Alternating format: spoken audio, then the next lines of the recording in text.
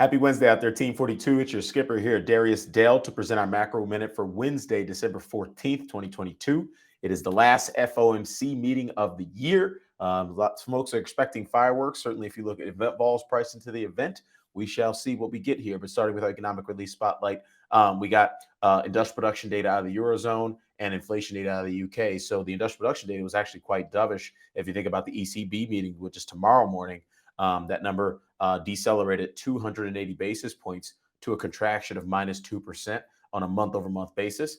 That is the lowest, that is the sharpest contraction we've seen in that data series since August of 2021. So we'll see if that adds incremental pressure upon Christine Lagarde and co. To acquiesce to some of the kind of alarm bells out there from a data perspective.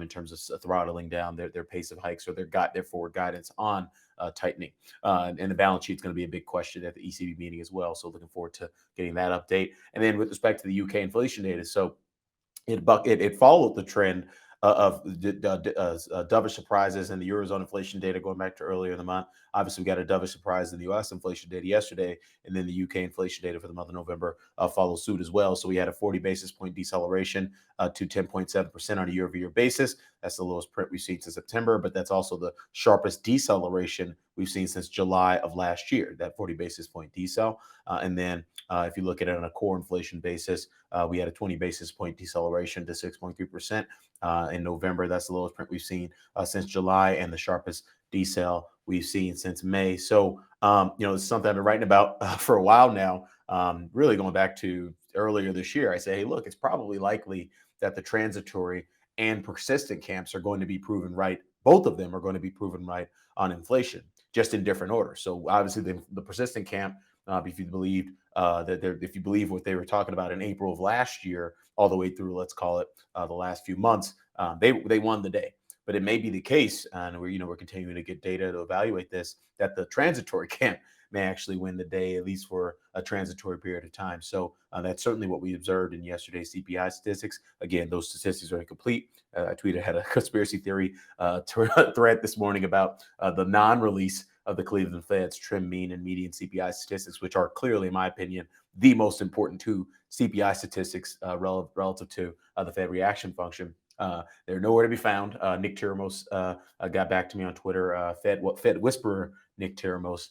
So shout out to him. He basically said, hey, look, it's nothing nefarious here. They're not trying to create any signaling on this. It's actually just a technical glitch. So taking his word for it, but we shall see with respect to getting those incremental updates, because in my opinion, they're very, very, very important as it relates to the path forward from a Fed policy, irrespective of what happens today.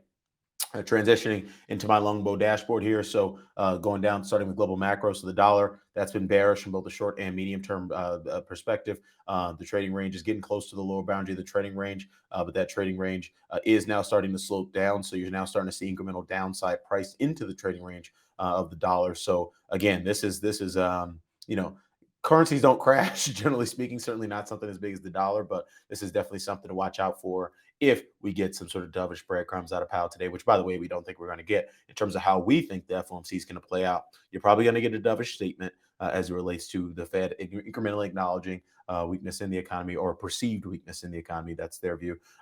You're probably going to get inline dot plot, which is, probably a revision up to, 4.95% on terms of the terminal Fed funds rate. And then lastly, Powell's going to do his best, in our opinion, to talk hawkishly and sort of walk back some of the easing of financial conditions we've seen quarter to date. So that's our expectation. We'll see if that occurs. Just in case you want to get our thoughts on that, check out my Twitter feed this morning.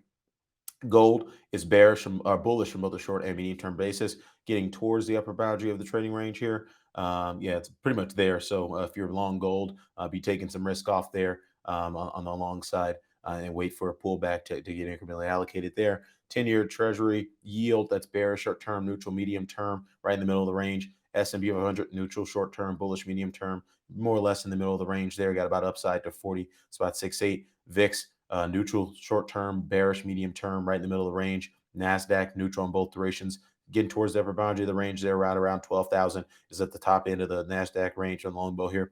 Russell 2000, bearish, short term, neutral, medium term, right in the middle of the range.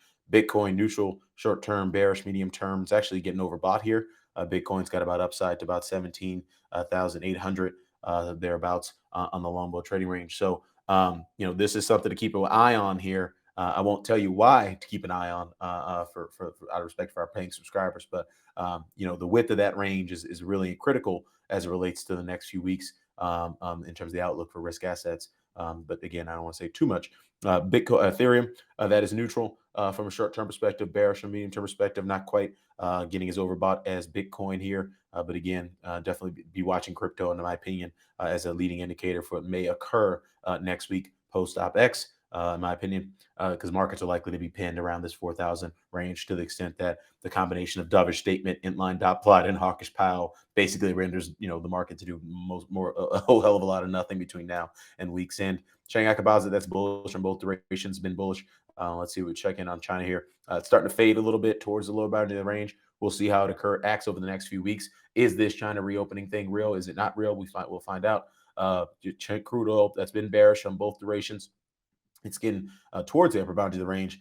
Didn't really want to sniff the kind of 60s. A lot of investors were really focused on the deflation risk associated with a global recession, kind of in the low 70s. Didn't really want to sniff the 60s. So we're watching that very closely as a signal of whether or not China reopening is legitimate. Global recession fears are legitimate in terms of over the next 1 to 2 quarters. And then more importantly, what that means for the U.S. economy, which has been resilient but may not remain resilient.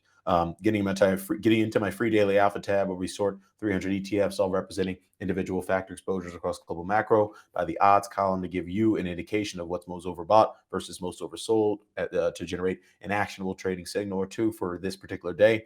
Nothing especially overbought. This morning, actually, no, we got some overbought signals here. So high yield bonds, they're bullish on both durations.